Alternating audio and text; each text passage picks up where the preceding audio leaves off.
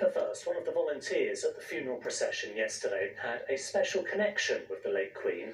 John Heisman had been commended for tackling a man who fired shots at the Queen during Trooping the Colour 40 years ago.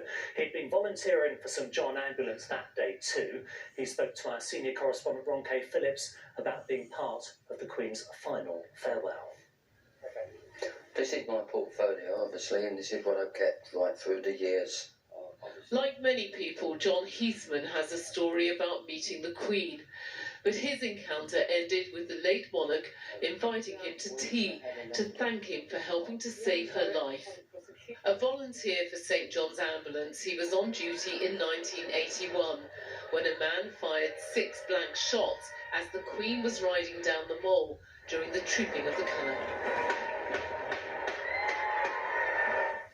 So I turned round and I see the actual gun in his hand, so I mentally pounced for his arm, got hold of his arm, pulled it towards me, pulled it towards the security barrier, and got it, and he's got my arm down the bottom of the security barrier trying to get away.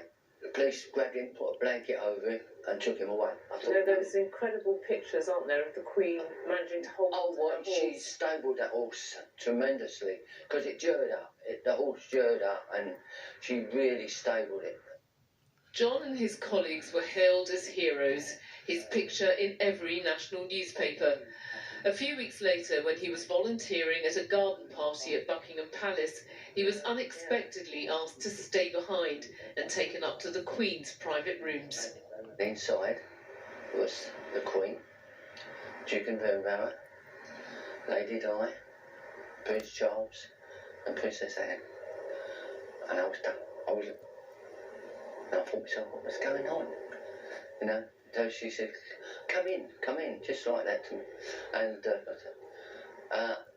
this is what all I can say is thank you very much for what you've done. From Bermondsey in southeast London, he's been volunteering for St John's Ambulance since 1959, but first worked as a cadet when he was 11. At 78, John is still very much on their books, and when the Queen died, he didn't hesitate and was on duty yesterday for the funeral. I've done a very, very big duty for years and years, you know, because of obviously my age, but as representing myself to be there to say my last farewells, I was very, very grateful. You're 78 now. Will you keep going on? Oh, definitely. Oh, definitely. I hope to obviously keep my spirits up and keep my hours and duties up for as long as I can, obviously.